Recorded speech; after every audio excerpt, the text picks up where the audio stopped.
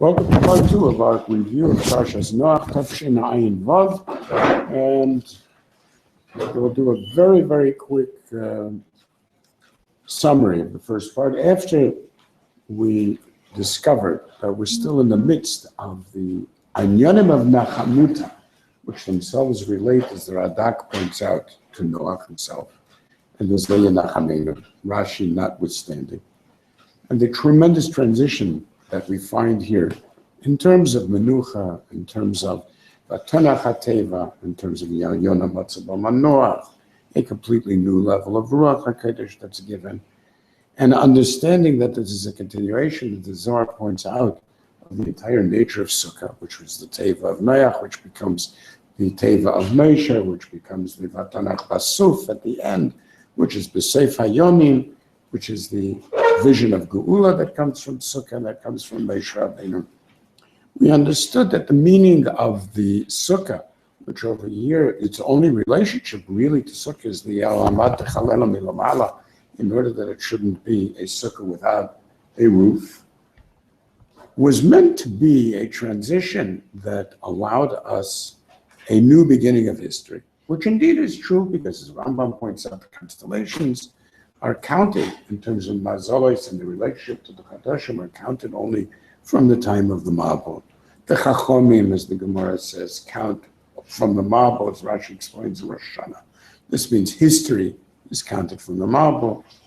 And the relationship to Tekufes alone is meant to is left of our connection to Maaseh Bereshis after an entire year, which is measured only in terms of biological time, instead of some type of time that is linked to the mazalas, which were not Mishamish B'Klal during that year, which means that we have a fantastic total disconnect in which all that's left is a connection to Shnat HaTohu, from where we have a virtual measurement of the Meilad HaLevana and the Tekufes of the Shana, which are essentially arbitrary, and which because of that we take so loosely that we set up our bracha of the Birchas Hachama, which is completely fictitious. We set up a announcement of a Meilad, which is completely fictitious, and so on, all to be able to still relate to Maaseh Bereshis. And this is achieved, this changeover is achieved by the individual who stands for transition, as Yechezkel points out in the story of Noach and Daniel and Eov. And this relates these many stages ago of pre-Gan Eden, now pre-world, post-Gan Eden, now pre-Mabul and post-Mabul, into just that one interrelationship of Tekufes from Mazalas. It was meant to be a completely new Chalais, which accounts for the continued presence of Chet Lamed throughout the entire story, in all of its variations in terms of the Heichel, Hachilam, Azuchal, which becomes the Veichal Moshe, which is the Achilota, the whole San Mayam, the nature of Cholol, or the way in which this becomes a Chilul Hashem, which in the end the Rabbeinu Bachya explains as the fundamental problem of the minus that was involved in the transition to the time of Nimrod, because Heichel means indeed beginnings, and beginnings were confused here with ends, which means that they took the Midah of Malchus, they disconnected it from its Cherish, from its Yesod, which is part of the essence of Western civilization, which we'll talk about later. But in any event, it was meant to be a complete stripping down to new essentials, which is expressed in the idea of the relationship of the Mabul to Satan, to such an extent that the Tesva of Malos Milamala become the Tesva of Shira Malos in the nature of the exploration of this very same Tahom at the time that David was Karashita, which brings us back to Sukkot, and which is itself the story of Satan, is it mutter to be Meichad Hashem, and the idea of the increased fertility which comes as a result of Satan, which here becomes indeed the increased fertility of the earth, and more shockingly, the fact that the Mabul ends up leaving good things, which are the Kamitveria, yellow stone heart, and all types of lovely kind of things in exactly the same way that the original Shittim and the Tesla of Miles ends up making the earth similar to the original Seta, which is V'niktav in Israel Zera, but she gets better than she had before.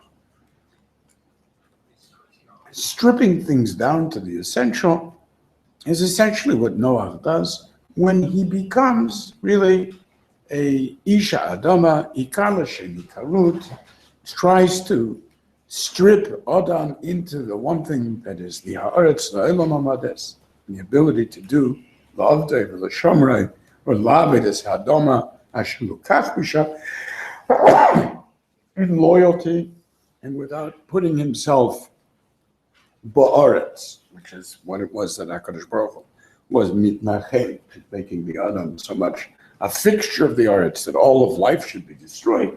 And in the end, indeed, the bris with Noach is not with Noach, is with Basar, and becomes a lo asif od lashlit kol basar. This is a complete difference from the original problems, as we pointed out so many times, in which Yetzer is the problem, and over here, Yetzer leva adam raminu urav is the reason why HaKadosh Baruch Hu feels that we need to have patience with the Elam as it is. This transition, we pointed out, is an incomplete transition. It's incomplete, as we see from the amazing stress on Shimush B'Teva, which was meant to be part of the transition from a time of the Andar Lamusia, really, of the mixing of genes, which was the Vikulam Nashim Vikulasha Bacharu, the idea of Arayas, which brought about all of these sagas. And therefore, only the meaning that were very carefully Nizdabku B'minam, were not Mishamish B'minam, those were the ones that were brought to Neach in the Teva, that were checked by the Teva, and nothing else was allowed into the Teva. And it's because of this that it was the Mishbechotehem, only when they came out of the Teva, and that the ideas of sexual morality was fundamental to the Teva. That was the first thing that went wrong, which is the Shlosha Shimshu B'Teva, which becomes afterwards a world of the very same Cham, who is Mishamish B'Teva, turns into the transition of the nakedness of Noach, which then becomes Cham, who was maybe Ravo and prevented him from having the Ben Revius, which then turns into Kemaisa Eretz Mitzrayim, which is Cham, Kemaisa Eretz Canaan, which is Cham, which relates to Bereitchen Kilkelu and Bereitchen Nidono, which is Cham. And as Rashi brings over here, this is the Einesh of the children of Cham, is that they become basically, as the Navi puts it, barefoot and bare ass. That's the shot. That's the same as the Gemara Megillah. You're allowed to tell a guy, you can take your Avodah Zarah and stick it up your shin tuff, which is the same lashon that we find over here. So this is very, very much part of what went wrong. And as we put it, it's like an astronaut bringing marijuana to Mars to go ahead and to bring along with you the very same shatil from Gan Eden that created the Yetzer Hara in the first place, of the Yetz Hadas. And then the worst part of all is, instead of starting a new world without the problems of the Nephilim and so on, we create the Palit. And the Palit from the Mabul becomes Og. Now he makes a deal with Noach. Noach insanely makes a hole in the Teva, which you think is the craziest possible thing to do, and feeds Og. Now Og ends up surviving because of that. Mythology survives. Mazikim survive. The relationship to Noach becomes the relationship, as the Magal Amukas points out, that Og HaPalit is Bigamatria Kuf Dalad Lamed, which is the back of your neck, because the Mul Orpei of Moshe Rabbeinu is Og, and the Mul Orpei of Aaron HaKohen is Sichain. And it's obvious why that's true, because basically what we have is a mirror image of a Malach who is an Isha Elohim who becomes total Basar and dependent on Basar. And in the opposite, the front of that issue is Moshe Rabbeinu, who is Beshigamu Basar, and who becomes the Ish Elohim in the end, who has to defeat Og. So that's literally a relationship of Panim versus Eiref. Sichon and Aaron. Sichon and Aaron is because of the language in Sichon and Bakasha of, I don't want to get into it over here, but Bakasha of Shalom and so on. But it's Og who is the main figure. That's Mekubal throughout the Balai Kabbalah. That's not just the Megal Mukas. Megal Mukas points out only the Gematria, and Hapalit is Kadal, which is neck, which is why it's been moved up.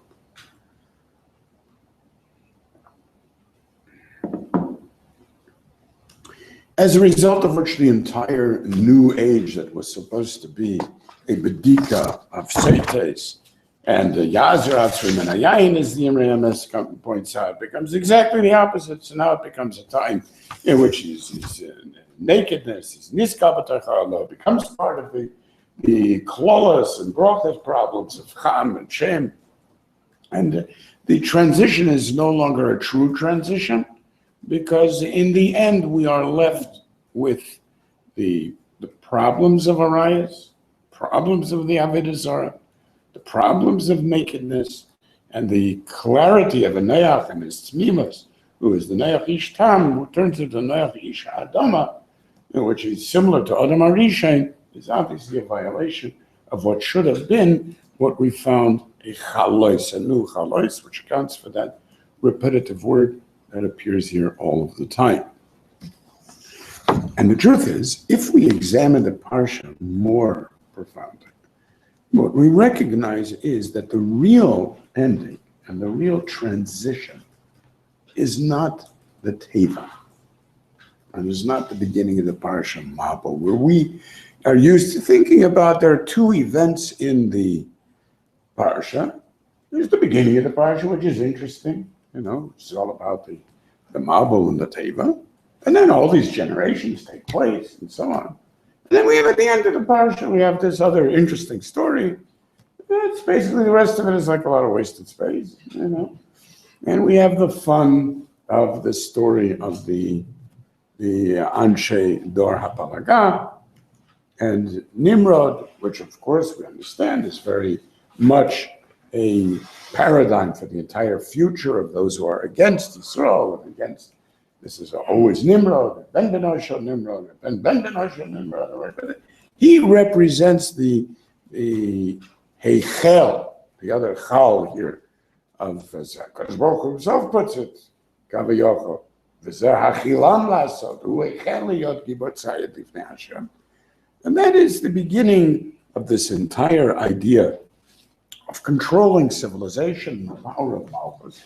And this, as the Rabbeinu Bachya puts it, is exactly why Chilul and Hatchala is the same here, because they were mechal of the presence of the Melech HaElyon into the lowest of all midas, which is Malchus itself, which means that they took the world and what it is that it had emerged from the world, which is the entire civilization that they had, viewed it as being essentially a bootstrap operation, and therefore the focus was on control and on Namshala and on the way that they would be able, in the deepest sense, to create a permanent Malchus, which is that we shouldn't be Nafutz up the Haaretz, and that we should be able to have Shalom Beinenu, which indeed was, as the Medrash says, the reason that in the Mabul everything was broken and destroyed, but in the end, and the story of the Dara Palaga, on the contrary, Kadosh Baruch Hu was mefitz them,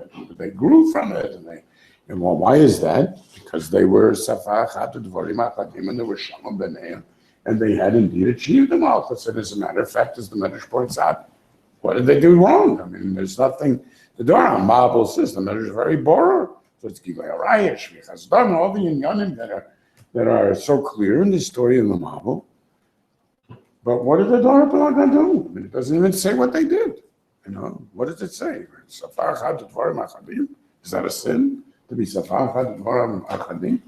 So this, again, tremendous difference, and we're used to thinking that we have two very different stories. As we've pointed out in the past, that is completely mistaken, because the entire idea of the Bika and the Shinar and so on is directly related to what we call the flood, which is not a flood. Doesn't even have to be water. Remember, Mabul Shalesh. What is the idea of the Mabul? As Rashi says, it's something that is mivaleh takol, mibalbel takol. It creates andar lamusia, essentially. It creates a sense of tone, destroys structures completely. And in the end, the bik'ah that was found by them is the bik'ah of Shinar, which is called so because Shisham Ninaru Kol Meitei Mabu, which is why somebody who eats from the offer of Bavel, Avotav, and so on. But that means at the end of the story, at the beginning of the story, it's not that there are two issues, and that the development that takes place throughout, and the stories of the what we see as the incipient divisions between Shem, Ham, and Yafet, which becomes at the end, of course, Magog himself, of Gog and Magog, and the difference between the concern for beauty, Talit Na'ah, the difference between the mitzvah and tzitzis, and the difference between the schus of Kfura, Magog is given Kfura, is obviously a stunning difference, right? And it means that the different level of the concern for niceties and civilization and the beauty, which is part of the whole essence of Yafet, as Yafet, and the nature of Yisrael is already Merumaz here, in the same way that Canaan is. And we understand that all of these things, the fact that these nations should speak to each other about their fears of their continued development and their growth into different civilizations, which will end up developing in the direction of Cain and Kina, and destroy the Achdus that they have, and ultimately be led to the type of war which will destroy everyone. And in that, they were brilliantly correct, to the extent that we have no idea how it is that Avram Avinu thinks that he has a solution to this. But this was beginning to end. The story involves a transition indeed to a different type of civilization, which is expressed very beautifully, as we've pointed out, in the way that the second Dorot, the second group of Asara Dorot here in Noach, don't die. Because there's no significance to the individual deaths. So that the first generation, the Torah insists on doing the math for us throughout the first 10 generations. So every person who lives X number of years, has son, Mr. A, lives an additional Y number of years and has more children, and then lives in total X plus Y and dies, as if we don't know how to add X and Y ourselves. Every single generation. So that each generation ends with Vayu Kol Yemei X, so many years, Vayomot. If you take a look at exactly the same circuit, for the 10 generations that follow, in Noach, everything is the same, except that the Torah allows us to do the math.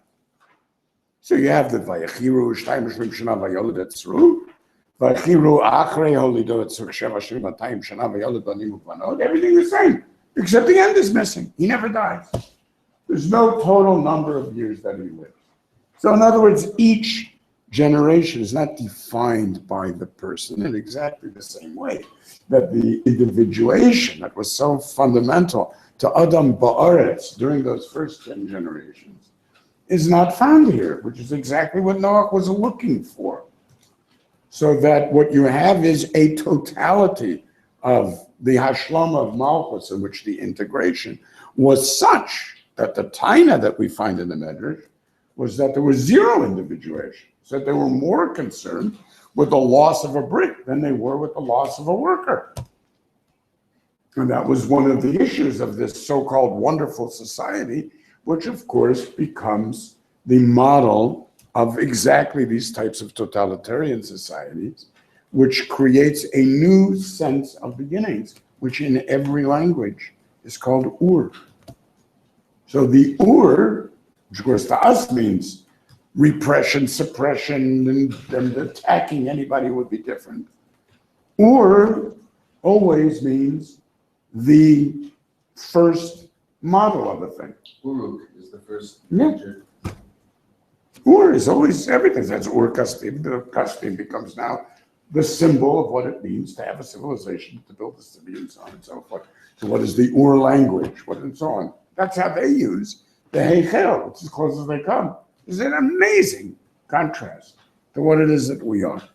So that means that in the end, the transition, which comes out so beautifully, I want to take a look at the striking nature of two things in the end of the parsha that bring out to us so much about what has changed, is at the beginning of the 10 generations and the ending of the 10 generations, the second group of 10 generations. And of course, these are Solidaris as a Mishnah and Avos, and take that for granted. You know that the Mishnah actually takes these Solidaris, first Solidaris, second Solidaris, becomes the essence of the Alpayim Tohu, these 10 generations, and always the last product is the Notas Karkuna, so with terms of Bnei Noach, and then in the end, in terms of Avram Avinu. These are the 20 generations of Tohu. The first generation of the description of the Shem, Cham, and Yafet indeed brings us to the transitional figure Noach, where it does say in Tes, Chav Tes, Vayihi kol yemei Noach 950 shana vayamot. So it means the transitional figure maintains the connectedness that he had to the years before. The closing of the parsha, which is the terach that now gives out all of the figures that will figure so much in the coming stories. Every last element will have to be reintegrated by Avram, by sending his children, taking Yitzchak a wife from the other family, Yaakov a wife from the missing family, carrying along loads, making sure that all of the genetics that were available from Terach are incorporated into Yisroel, which becomes Lovan, Steiner, Havanot, Banai, Benotai, and so on, Kol Asher Torah Evihu, because of his claim and having exactly the same share, which brings us to the Armenian quarter today that comes directly from Lovan. That's amazing. It speaks his language, still talking in the same language that he did. So it's Lashon of Aram. Well, you made Terach, Terach B'Charan, which is Rashi Sefer Torah had the last nun of Charan, was a nun hafucha, to create a parentheses to show this is the end of the Charonaf that was Ba'olam, which means that even though Vayarach Hashem et Reach HaNifach, there was no end to the Chamat HaMelech Shal until here. That means that we continue on still with that transition until the end.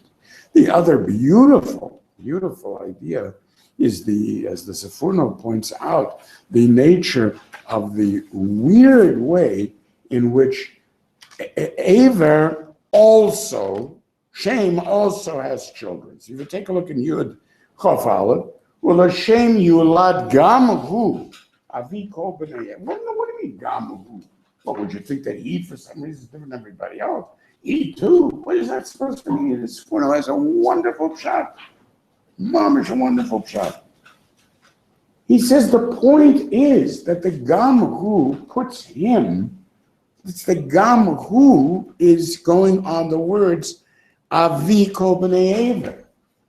In other words, you think that all of the people, Afapi, Sha'amachzikim B'dayot Mitziyut Ha'el and so on, Yecholto, Hashkachoto, are all called Ivrim because they're all Aver.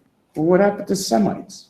The Goyim all relate to it as Semites, and yet the Torah relates to it always as Ivrim. So you might have thought, therefore, Al Shem Aver, Shish Tadel, in that whole thing. That's brought out beautifully in Yonah, is the very same Yonah, Matzah, Noach, and so on that we're discussing over here. Because when he refuses to participate in the tefillah on the boat, and they discover that it's him, and so on. So they ask him, so where do you come from? I'm a laktacha, what do you do? And he answers one crazy laconic answer, Ivri Anochi. Right? So this is the first explain over there. That's all you need to say. Because basically what he's saying to them is, I don't live in the same world as you. I don't have a job. I'm what you call a nerd. I'm a philosopher. I'm a thinker. I'm a changer of the world. Don't ask me what I do because it's irrelevant.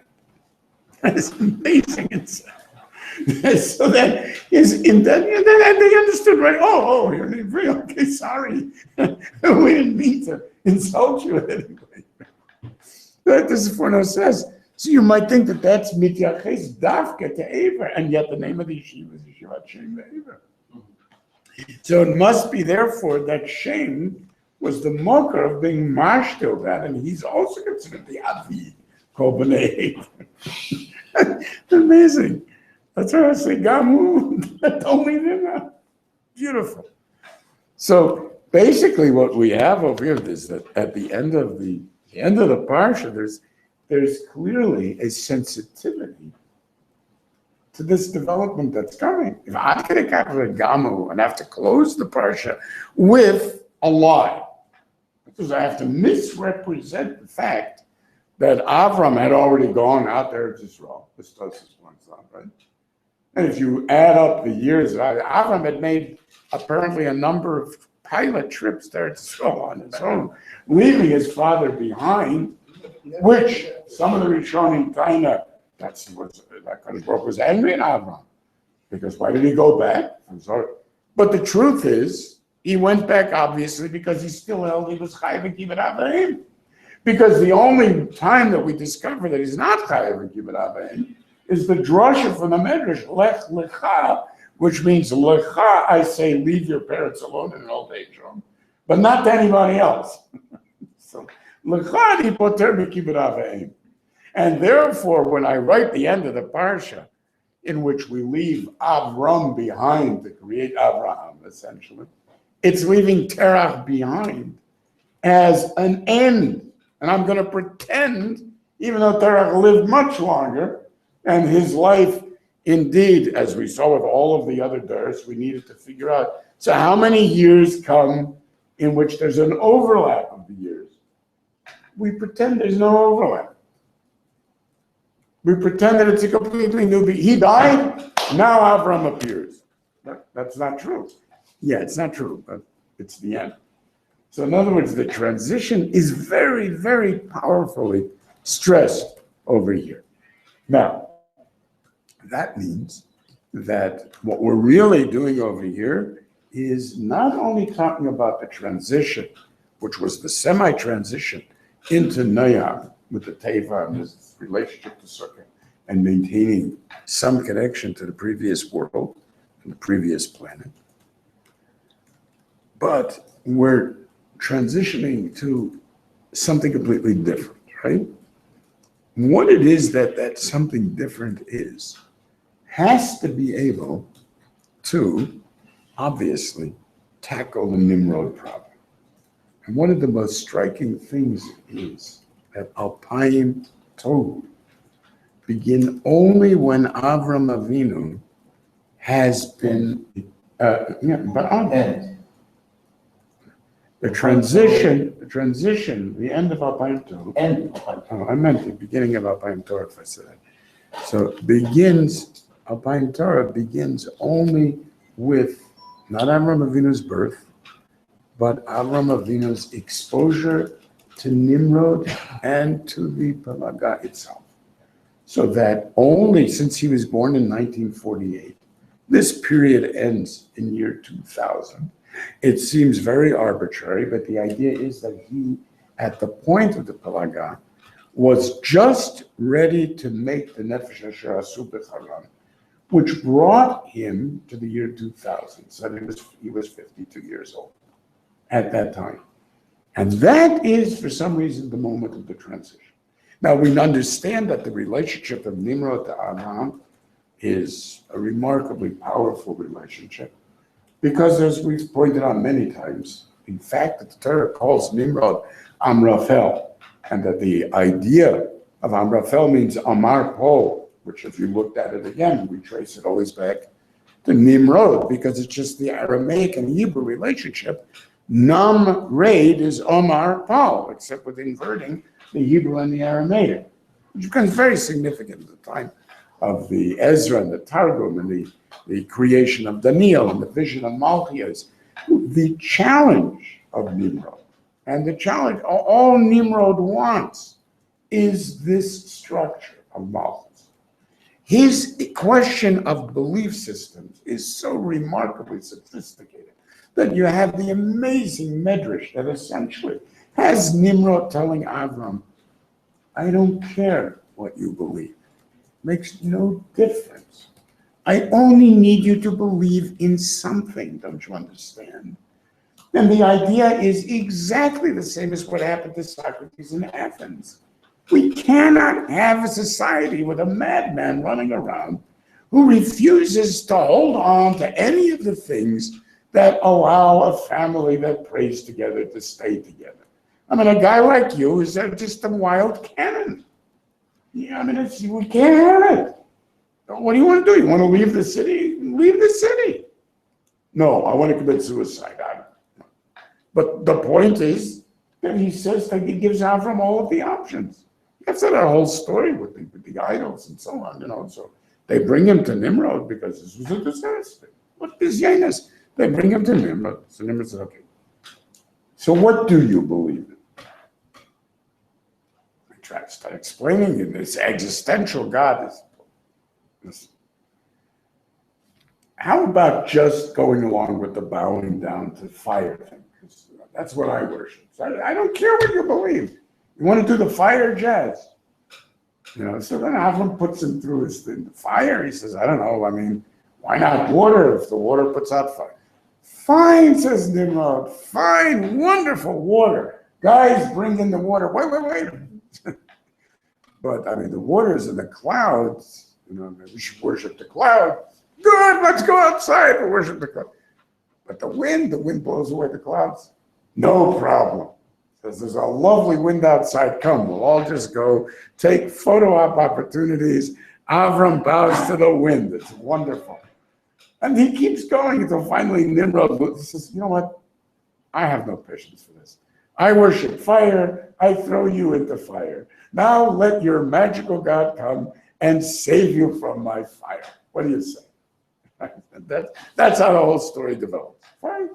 And you see clearly that the issue is just a social issue. He has got no belief questions.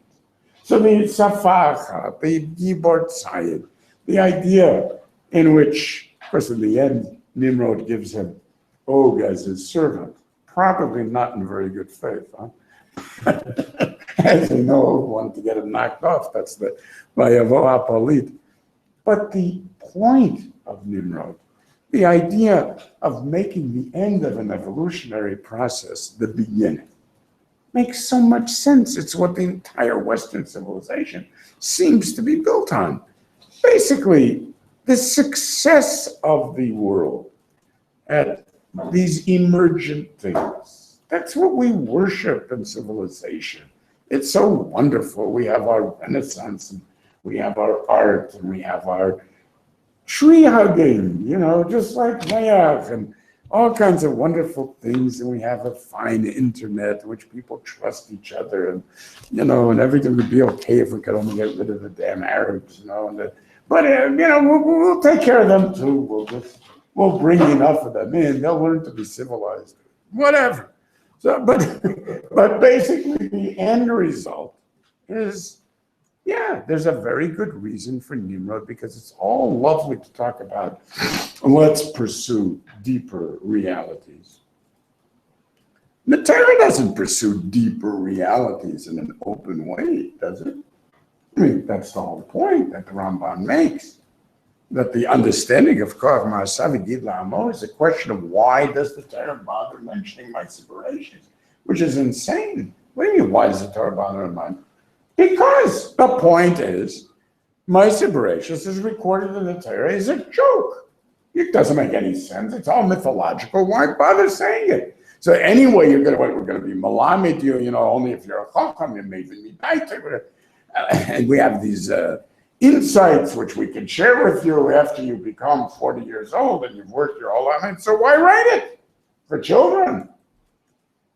Elamai, we write it because of Kayach Ma'aseh V'Yigid, says Rabbi Yitzchak. So where's the Kayach Ma'aseh V'Yigid? I mean, even that doesn't make any sense. So it's essentially when they wrote the second book.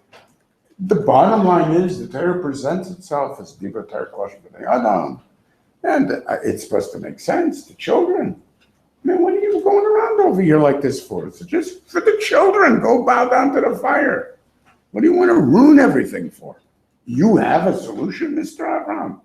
What's your solution to our problem of Nafutz Apnei Kol Haaretz? What's your solution for all of these languages and these disruptions and the kinas and so on? What's your solution? Now, Lamaisa, that's a very serious problem, right? He looks at Avram intelligently the way the Greeks look at Socrates. He's dangerous.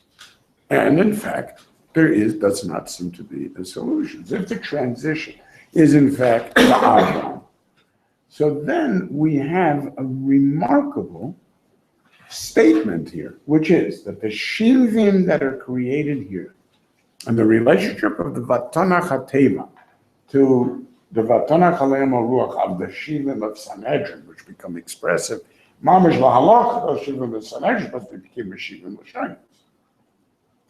So as we ended in Zeis HaBracha, the Yatzei Gulot Amim L'Mispar B'nei Yisrael becomes indeed the Shivim of Yisrael as well.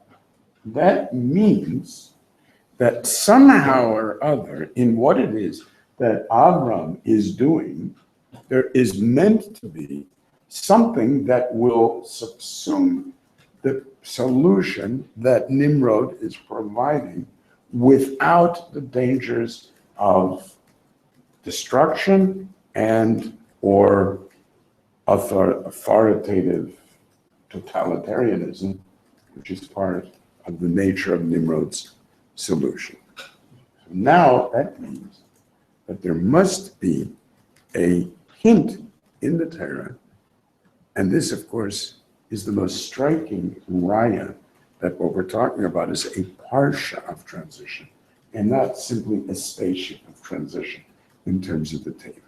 And what is that? The opening words of the parsha. The description of the tzaddik tamim, who is et Elohim italech Noach.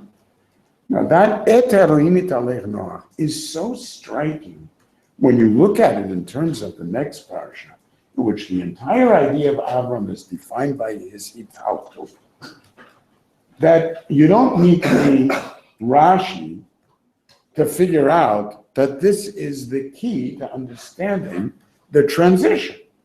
So that he will just, Avo Avram? No, who's talking about Avram? What do we need to know about Avram? Because if the meaning of the parsha is a transition to Avram, and that transition cannot mean that Avram is just Noah plus, because that's not a transition. That's a development. That's continued evolution. The transition between the Alpine Tohu to the Alpine Torah is a transition draws from the model itself as its first layer for transition. It's obviously a massive transition. Therefore, Tainas Rashi, he goes beyond what the Medrash wants to say. What he says is that the difference between Et Elohim italech Noach and the Elohim asher italachti l'fanav, or the italech l'fanai v'yeh tamim of Avram Avinu, there's nothing to do. I can't have a third. Nothing to do. And the Et Elohim italech l'fanai v'yeh tamim has got to be a transition on the level of the Teva itself. And therefore he throws in the most amazing statement. which we've examined on many different levels through the years. I want to point out that it has a completely different meaning once we see it in the context of all of the issues that we originally spoke about in terms of the Tanakh and the nature of a sukkah and the way in which Ruach HaKodesh develops here, and the way that Menucha itself is related to Tanakh, as Rashi says. Rashi throws in the words, you will recall, that had Noach been in Derei Shel Avram Avinu, lo hayad nakshav l'klum. Now, that statement ties in very much with the Rambam's statement as well, in which the Rambam says that the world was essentially hopeless, dark, going nowhere, until this Eitan Zeh, which of course the whole description, why is it called Chodesh Eitanim? It's right in Rosh Hashanah about whether we counted the Mavel or we counted this. So he throws in the word until this giant is born, Avram Avinu, and then everything changed. Now, how do we explain it? How is it shaykh to say that on a tzaddik, Tamim b'derei who is mitalech in Elohim, and as Rabbeinu Bachler points out, this is a phenomenon that occurs maximally one time in a generation. You'll find such a thing, that it'll say about someone that he's mitalech. Hamala zot, says Rabbeinu Bachler, mitzanu lechanoch. You know, it's the first one, Rishonah. הוא הראשון הקודם, שכתוב בה, ויתהלך חנוך את אלוהים. גם באברהם, we have יתהלך לפניי, same idea. So this amazing darga of Noach, he says there's three dargas. First you have tzaddik, then you can reach a darga of Tomid, which the Rambam says in the end describes the nature of Yisrael, the Chachamim, the Chukamim, the Tamim Tiyul, and so on. And in the end, you reach a darga of Hitalchut. What is that darga of Hitalchut? It's the reflexive meaning of Halicha, which means that the tzaddik tamim, lots of tzaddik tamims. What makes them tzaddik tamim? The fact that they don't know anything about the world. So they choose an approach of tzaddik tamim. Hear no evil, see no evil. I don't know what the world is about. I don't understand science. I don't want to understand science.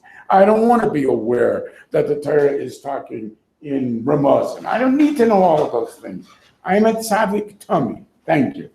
And Mishalech, on the contrary, is fully aware of the nature of all of these inyanim, of the chokhmah that goes into Ma'aseh Bereshis and Ma'aseh Merkava, understands the Mahalach of the Shemesh and the Kochavim and Tkufas and Mazolos, and is completely versed in what the implications of Yichud Hashem imply, which are so devastating to Daniel that he flips out and faints on the floor and can't pull himself up. And Tzaddik Tamim, who is mitalech, has no problem because he maintains his own complete independence of Halicha despite all of the understanding and the pressures that are brought about on him due to this understanding.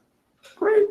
Now you're telling me that the difference between a Mishalech Et, which is that he's tzarich siyua, and somebody who can be told Yitalech lefanai and doesn't need siyua, that is ein nechshav l'klum.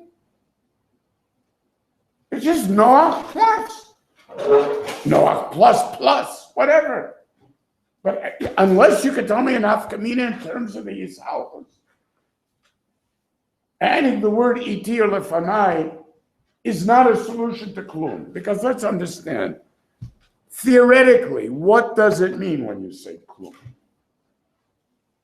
It can only mean one thing. There's no possible explanation of klum to take a tzaddik tamim b'daras of his misalach and say he's nothing.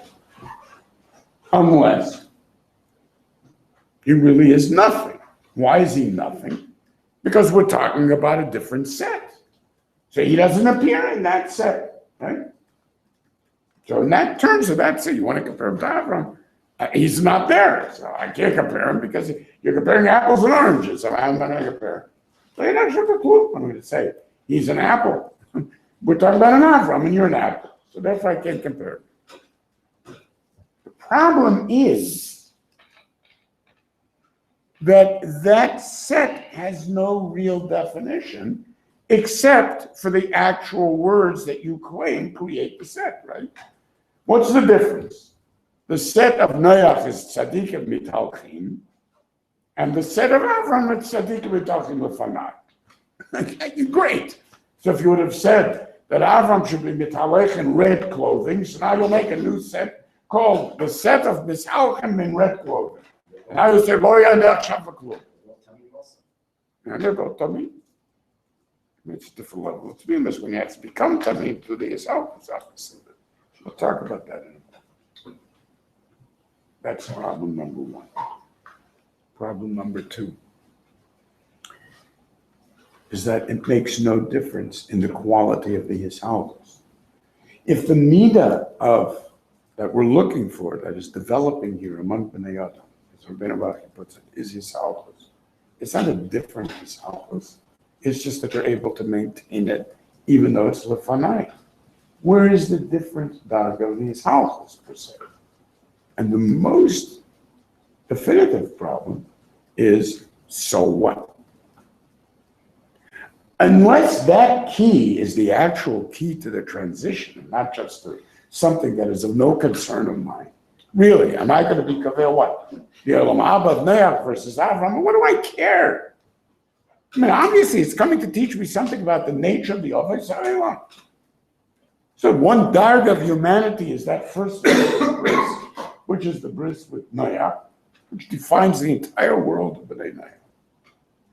And the other is a completely different bris, which requires the bris of Avram to be Misalach Lefanai, and only then becoming Tamim, where over here Tamim comes before. So something obviously is fundamentally different.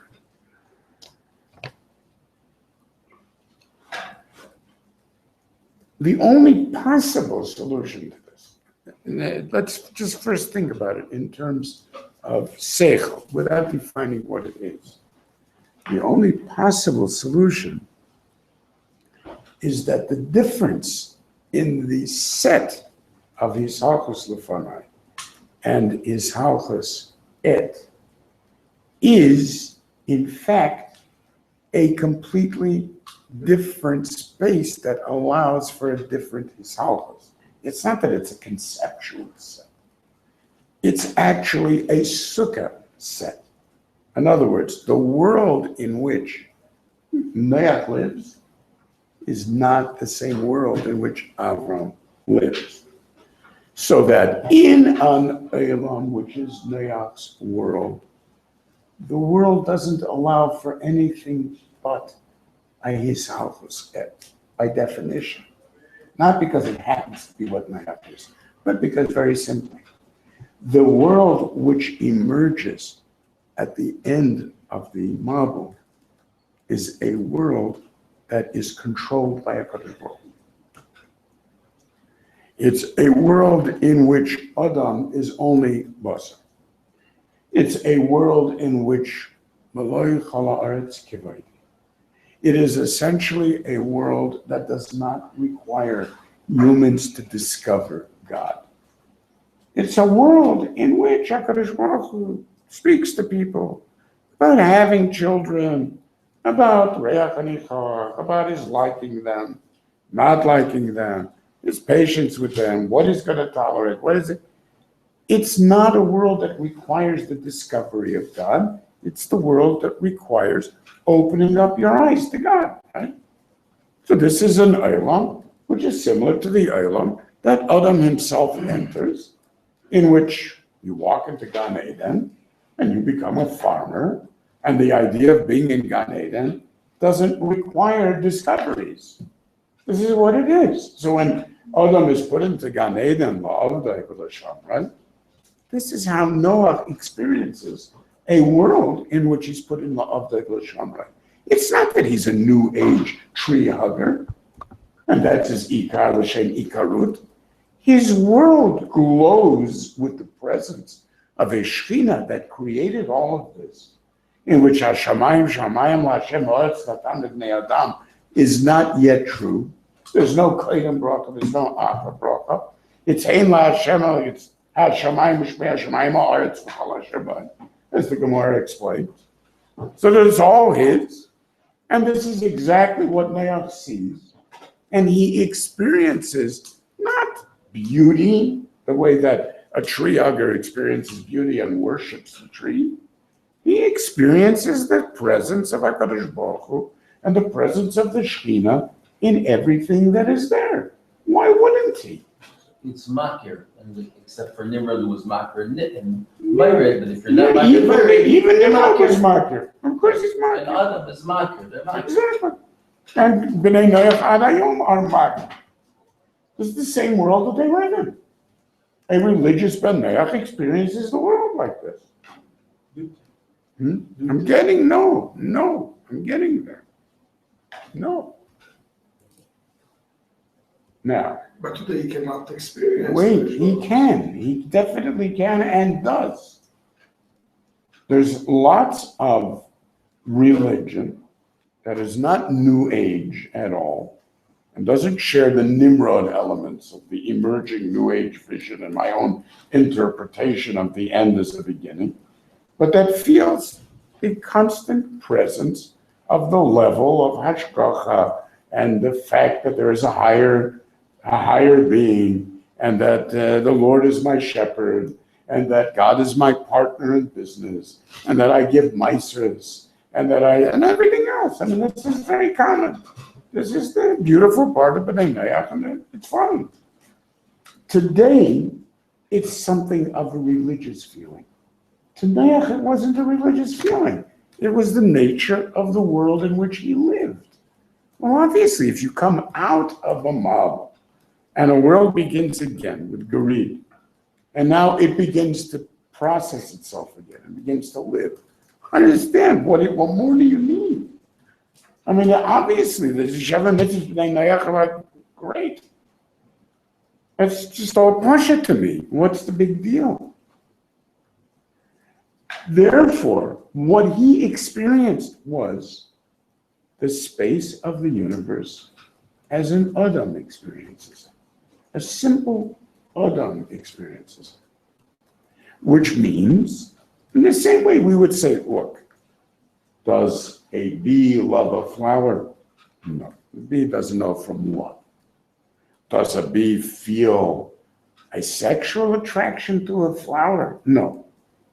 A bee feels maybe something like a magnetism to a flower, just that there's something in the bee that pushes into the flower. There is a varanith, which is a female one, so of all the examples. Sorry? There is a flower that looks like a female bee. Yeah, I understand. Yeah, of course, obviously. There are many such things, but I'm saying the nature of the normal attraction to the beauty of the flower is not what we would call yet a sexual attraction. It's a different level of attraction. To make use of that attraction, to turn it into a sexual attraction, is a brilliant ploy of getting your genes spread by the flower. Not by the bee, obviously. The bee isn't very happy at the fact that he tries to mate with the flower. But it's a very effective way of getting covered with pollen. Fine. It's a lovely thing, but the fact that a person feels the same sense of attraction to a flower undoubtedly is related to the same evolutionary process that made bees attracted to flowers. And obviously, you're right 100%. It does relate ultimately to sexual attraction because flowers are genitals. And so in the end, everything has to be connected to whatever reproductive processes account for why we say attractive before we say beautiful. There shouldn't be any connection between those two things. Obviously, there are connections. But on each level of the world in which we live, you're talking about somebody who has supreme sensitivity to beauty. So to him, the flower is something he'll write a poem about. He'll do a painting of. He'll spend years on a particular flower. That's not the same thing that the bee felt. It's something that is a higher expression.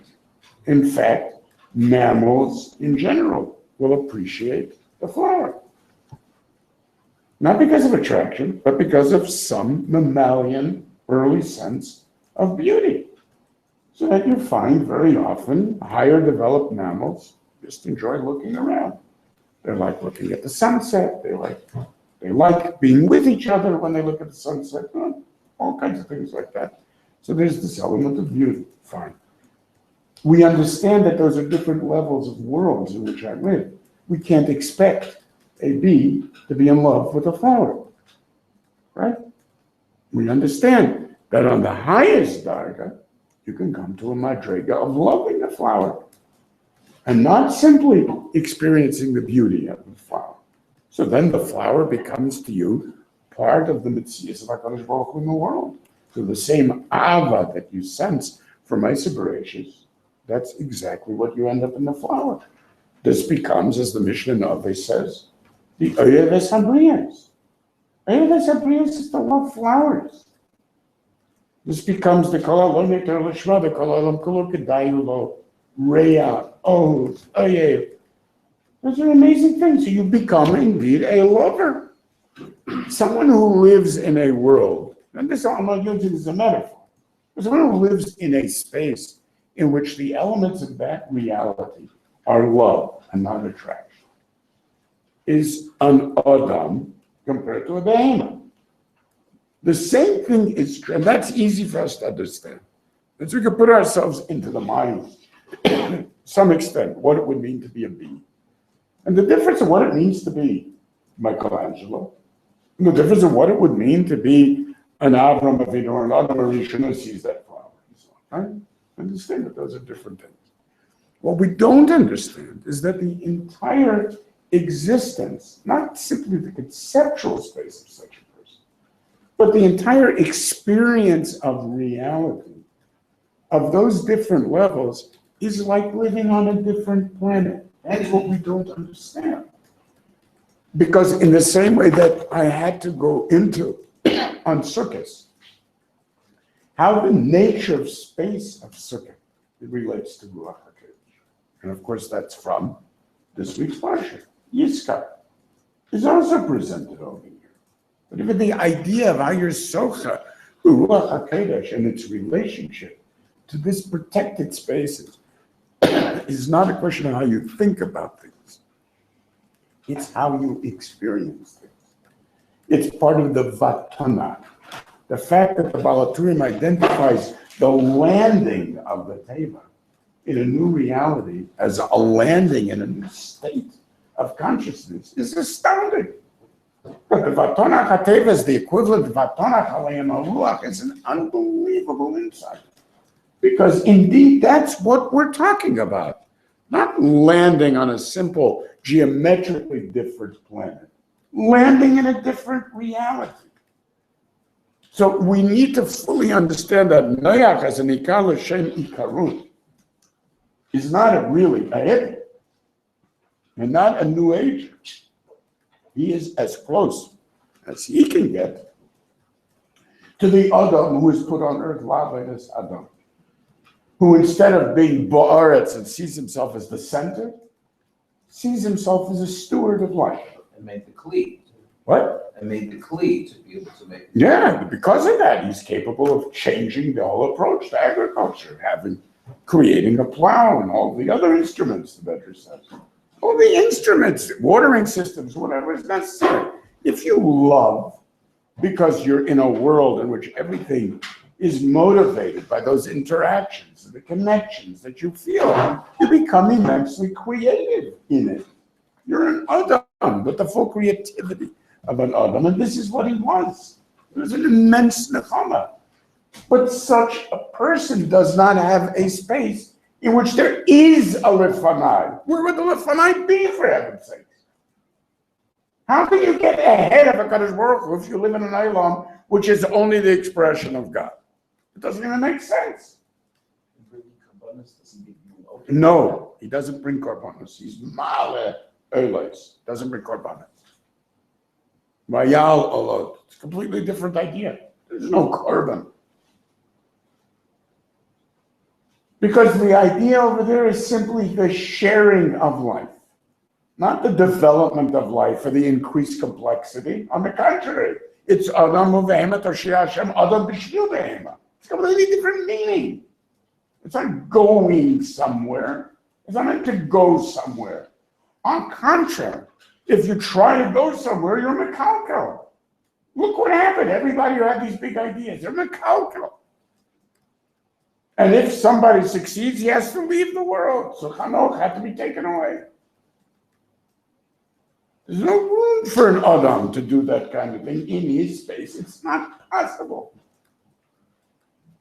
Therefore, the Hakara of Avram, when he embarked on his quest and was removed from the space of man, and that's the whole point, that he was buried in Ur Kasdim, as the Rambam says, sunk in Ur Kasdim, so that he didn't have the advantage of that space, needed to discover something entirely new. And what it was that he discovered as new is indeed a space in which there is no room for it. There's only room for lefanai. If you're going to walk, the walking in the face of the challenges, the development in the face of the challenges of the world in which you live creates God. As he says to HaKadosh Baruch Hu later, you were never Elohei Haaretz until I made you Elohei Haaretz. Noach could have dreamt of saying such a thing? Of course not. That's everything that he experienced was Elohei Haaretz. So the fact that there is a Lifanai is why the quality of the Yishalkus is by definition, if I'm walking on a different planet, it's a different type of walking. There's a different gravity, maybe there's a different type of organism, maybe locomotion is achieved in a completely different way. What are you going to compare apples and oranges? And that's exactly what's going on over there. That's what Rashi is saying. I'm not talking about an artificial set that happens to include only Avram and not Noah. What I'm saying is that that set is simply an artifact of being in a different space completely. And that's what a transition really is. This level of transition is a space transition, is a phase transition, which you can no longer talk about to what it was you were before. You can't become Avram by adding Noah. That's what he's saying. It doesn't matter how much Noach will grow, he can't become Avram. So only the escape, and this is the ultimate escape of Sukkah, so to speak. That's the Yiska, in which literally he becomes directly an experiencer of what it is to live in a world in which the Darga of Ruach HaKodesh that is available to him makes him similar. And this is why HaKadosh Baruch Hu has to literally take him off of the physical planet and vayotziota machutza, so that he shouldn't be limited by the things that he believes are limiting, which are conceptual limits. Rambam describes his mind as floating. It's also a shot, it's swimming, it's above. That's very good. The libo shote. So the stress is not in the difference between two personalities per se. Right, it's the difference in the hishalchus per se. That's what I'm saying. Because Hitalchut is always defined by the space in which it occurs. That's how we measure it. That's how we measure locomotion. That's how we measure movement. As I'm saying, the same way that you cannot, when you have a phase transition in terms of physics, you have a completely different statistical analysis of what's happening, and you can no longer say that, okay, so water is sort of ice. Water is sort of ice. Water isn't sort of ice. It's either water or it's ice. Those types of phase transitions don't allow you for something, well, I could be water too. You can't be water too. There's a completely different statistical relationship to the energy that's available to you. That's what a phase transition is. When I say, steam is just water? No, it's not just water. The molecules aren't connected in the same way. So any phase transition of that type is a dogma of what the transition we're talking about over here is. You can't just add something to it. It's basically this, but how are people supposed to understand it's basically this, but? Would you like to know what snow is? It's rain, except it's white. And it doesn't drip. And besides that, it's cold. Now you understand? Kid will look at you like, what?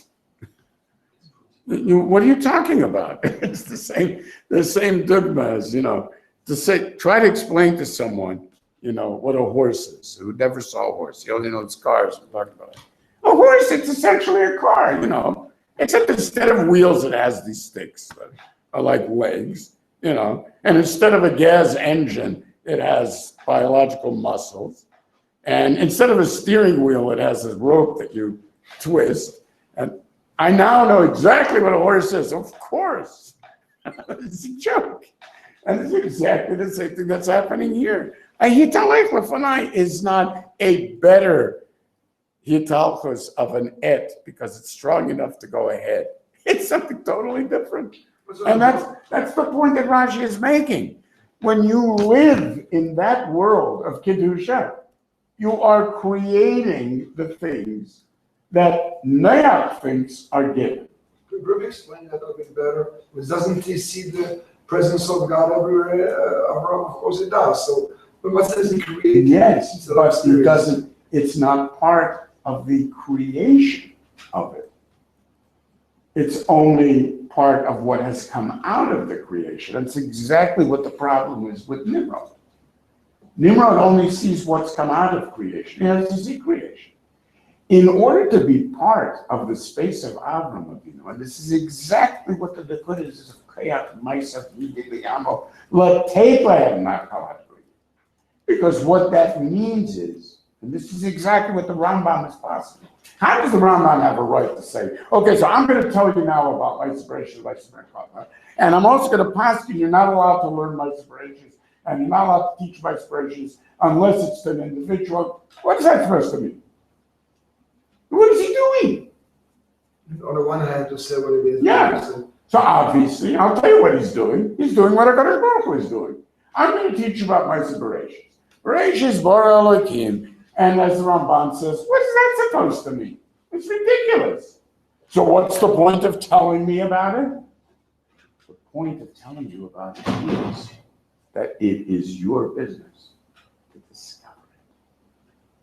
And therefore, I am going to tell you what it's about. I'm not giving you any usable information. I'm telling you what you need to discover. I'm telling you, Cloleen, that mean absolutely nothing. Just like you read a story about a snake, a talking snake, and a tree. What a ridiculous story. Well, I'm going to tell you the same ridiculous story about Malachim and Rodriguez. And you're going to say, what is that supposed to mean? Yeah, well, what was that supposed to mean? Then you go figure it out. So it takes you a few thousand years until you discover Freud, and you discover the nature of your own subconscious, and you discover evolution, and you understand what your reptilian brain is, and how it has to do with a nachash, and so on and so forth. It'll take you a few thousand years, okay, so 10,000 years, whatever. You'll figure it out one day, don't worry about it. But the difference is, Higid La'amai, that they need to figure it out. Why? Because they're part of the process of its coming into being, not recipients of something that has already emerged, like Noach thinks he is. Because that's what the Avodah of Adam was, to make the grass appear, not to be in a world where the grass was already there. And that's part of the Machlokas of Rabbi Yeshua and Rabbi Eliezer about when the world was created, with the grass or without the grass.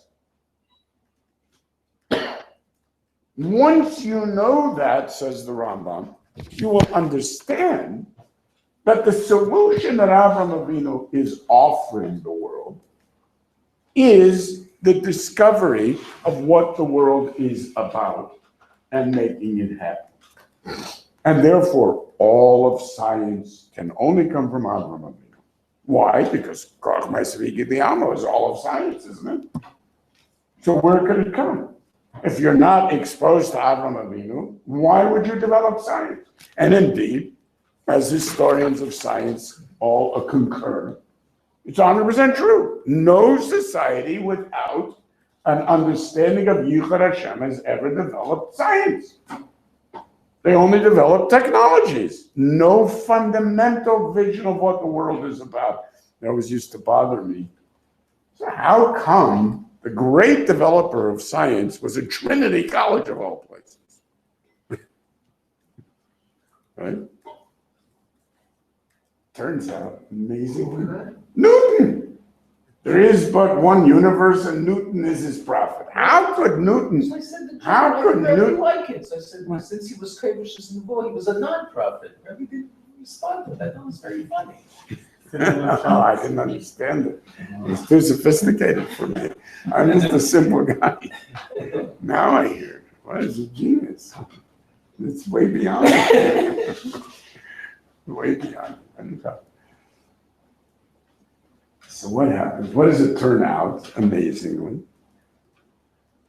That Newton refused to be made a Kaddish of Trinity College.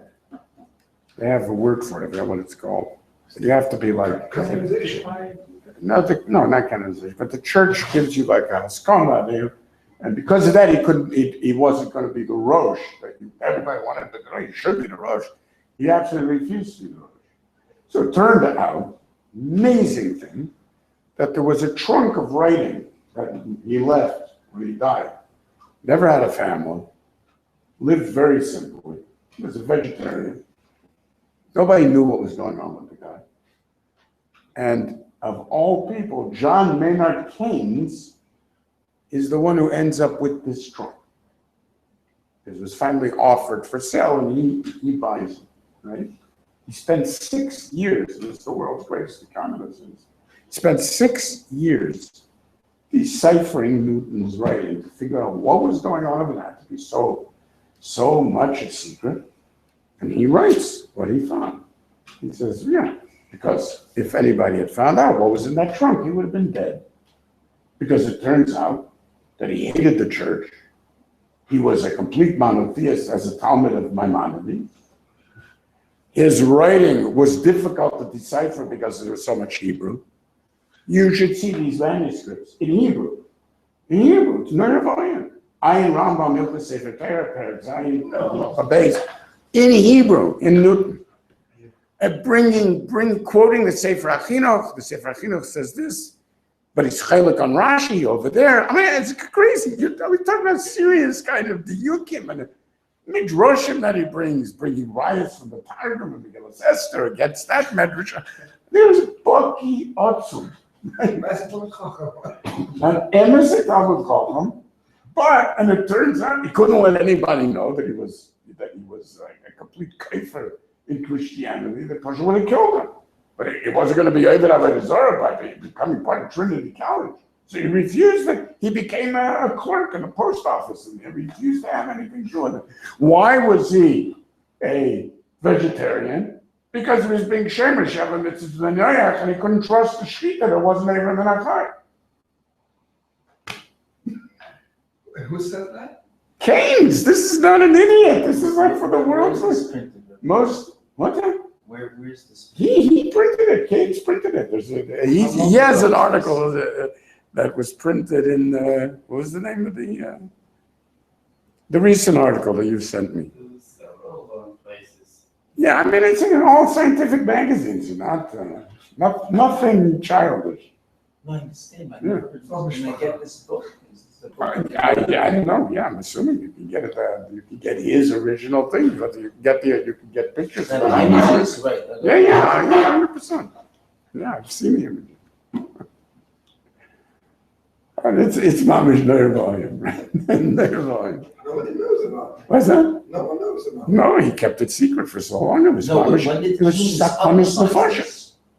I don't know. It's a 20th century thing. I understand it's like it didn't percolate through, right? It's not the type of thing that people love to read about. obviously. This was a whole movement in England. It was the Hebraists. This guy, Faur, traces who his Rebbe must have been. He was a guy that was teaching Hebrew in Cambridge. There were so many people who spoke Hebrew, you know. So there was like a big thing. It was the Hebraists. It was a whole movement. This is why there are no Jews that are, allowed to be in England and so on. It's fascinating. But anyway, the solution that is provided by this new way of looking at my separations, and it turned that's why people like almost lost his respect for him, because he used to learn most of the time. If people would ask him questions about physics, he had no patience to answer them. It's never caught. No. Really, he wouldn't answer his students. I had no time to discuss his silliness. Isn't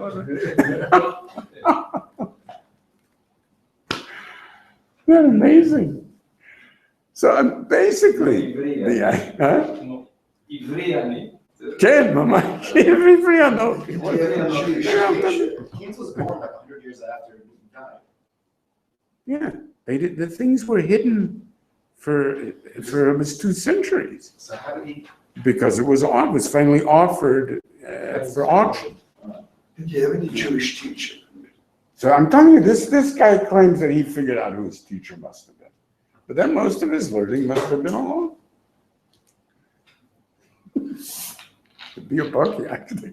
Anyway, it's just a curious example of such a beautiful idea. So here you have someone living in the space of my separation, right? Not in a Shabbos, basically. Not in Yoina Matzah, not in a period in which it's fine, the cholent is delicious, it's reach and yikayach. No. This is bitter of mises to actually reconstruct my separations and to find out what it's about and what it means. It is not coincidental that every individual who's mushka in that quest is not shaykh to the problem of Nimrod. Because the whole idea is that his space prevents him from taking seriously the issues that lead to all of that. The fact that you only have a few people in a door that can be on that darga is not a problem. Because ultimately, what Avram is saying is, listen, the fact is, this is the only solution for a world. A civilization that is going to be led by dictatorship is definitely not going to work. In the end, there needs to be at least the idea in the Yom. And that is, mamish, what Yisrael has done. It's percolated, and everybody's marked that. But the percolation throughout the Yom of the Yesedus of Yisrael, the nature of morality, of conscience, of looking for good, of trying to understand what the world is about, the deep sense of the Oyeves Habriyas and the Nemonis and the Machkimes Rabbi and all of the Memchest Forum Shater and Miknes for him and the Dvorim Gedolim that are given to a person, Menimimeno, Eitzah, the Soshia, and the way that these kind of people were the ones who were always the Yoyatzim of every melech throughout the entire story of Western civilization. And it's an amazing thing. It's an unbelievable story. And HaKadosh Baruch Hu said to Pharaoh, listen, Amarti Afayem. Nobody has to know. And if they won't remember the name of Yisrael, does it really matter? What matters to me is what happens in the end with this world. That it should be this process that will come out to Kayach Ma'asav Yigid L'Ama. So you think that it would be a steer if Kayach Ma'asav Yigid L'Ama means B'chamas Gog Magog is won by what appears to be a miraculous new technology that no one ever had, except the Mashiach Tzidkenu or the Jews. No, Adarabah. A new technology is the application of a basic science, of a search for a new understanding of the way that the world is. And all of the teva that we see all around us and everything that in the end emerged, that with belief in the ultimate teva that is shayach to Adam. It all comes from Adam, not from him. So for all of which I cannot tell you how it will work. So you're tiny, so I understand. What do you got? Shivim Nefesh? Like, how many troops does the Pope have? What good is that? That's the Safra, the Saifa. There's nothing that is more powerful than that. So, but nobody's listening. So, well, it's the Gemara, the Saifa, the Saif, and the Safra are one that's the famous. In the end, the Kayach of an emes that's mechalchel throughout a bria is so powerful that even people who think they're fighting it are only fighting based on it. It's an amazing thing. That's a true transition, but it's a phase transition. It's a spatial transition. And once again, it means that the inyanim that we thought about on Sukkot, and we understand is the real meaning of Avodas Hashem, and the real meaning of Tefillah, as the Rambam says. Not about thinking. Allah has kama l'kama, the transition between Noach and his true connectedness to the Bria as it's finished in terms of Vayachu Hashemayim Haaretz, V'chol Tzvam, is real and is beautiful, but it doesn't begin to touch the space in which a Ben Yisrael lives as an active participant, in which, and it's brought out so clearly by the nature of the bris. HaKadosh Baruch Hu provides the entire bris. This is a bris. This is my world.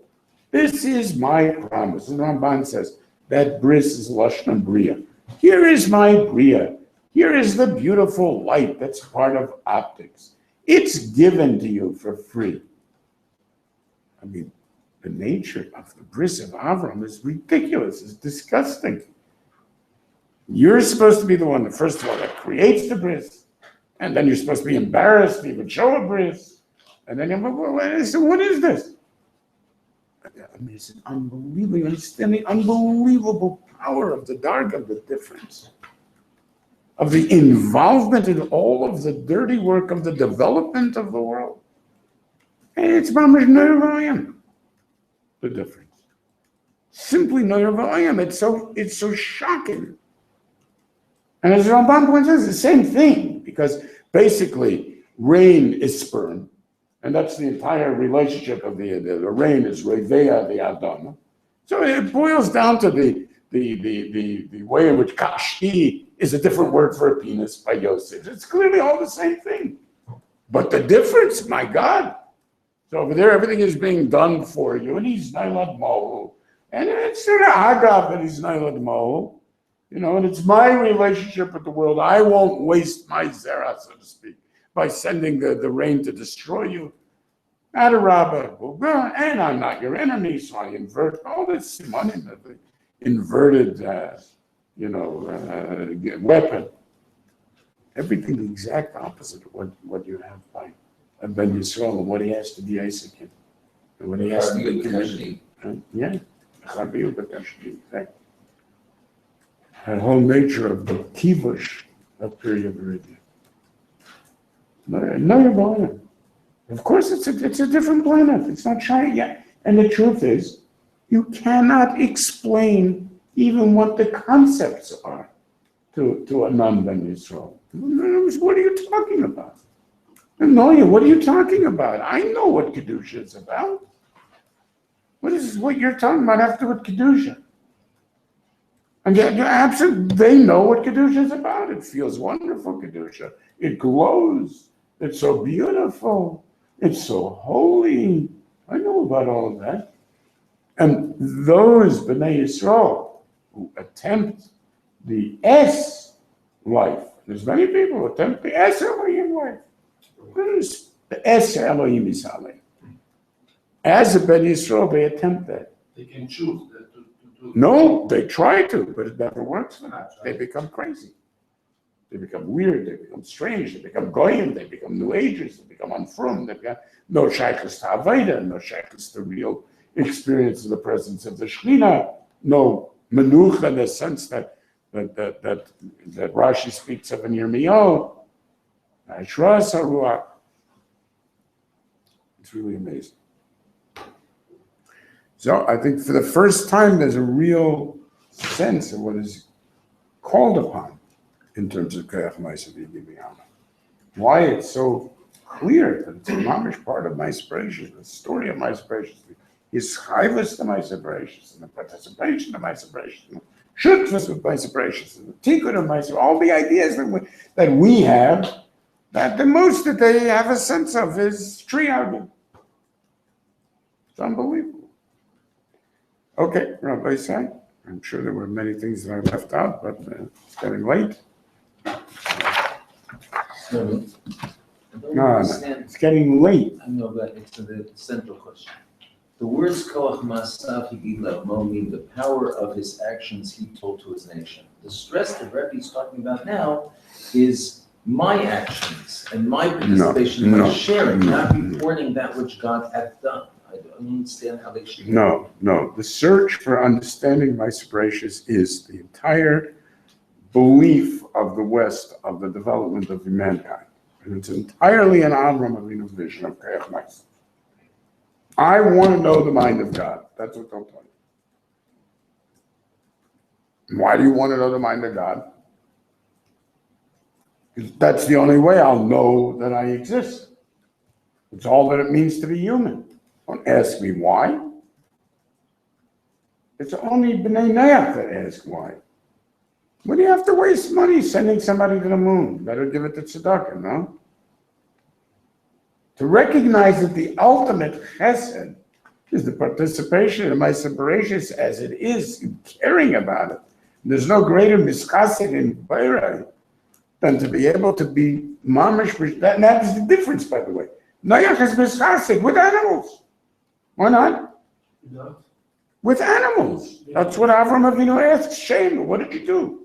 Oh, Gemilas Chasadim. You have no idea. What's the Gemilas Chasadim? I have to get up in the middle of the night to feed the Ari, and then again at 1 o'clock in the morning to feed the Nomer, and so on and so forth.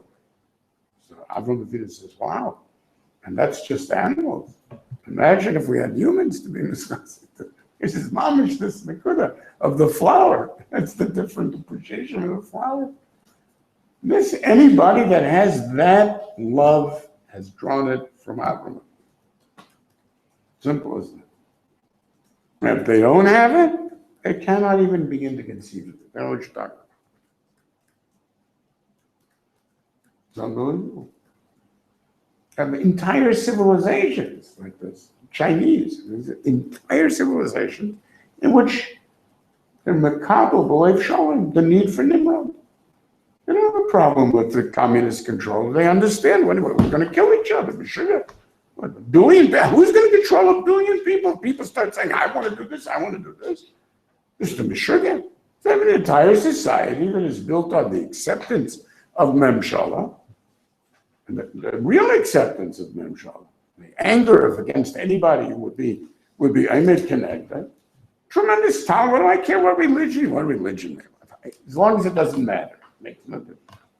A complete and absolute blank look at anything that has to do with concerns for my separations, for understanding. They don't understand what it means. Poor Nani had to try to work on it, giving them lectures, the ones who were interested in being Jewish, what the mitzvahs, what does it mean, Bichlal? It literally, she was so totally shocked. It was like talking to people from another planet. They had no idea what she was talking about, Bichlal. What could it mean, these things? And no matter how often she would explain, the people that if she was living with Chinese family, every single day is, well, you really think that our food is not as tasty? I explained to you 100 times. And it's like, it doesn't make any sense. What does that mean? What difference is there in the world that has to do with gods and this and that? It makes no sense. And zero science. Technology, math, science. It's amazing. Kalkala, absolutely. Amazing. These are really down-to-earth definitions that define civilization on Earth. the most amazing ways. Did Rabbi answer the questions? What did Noach take all these things back from? It wasn't a question.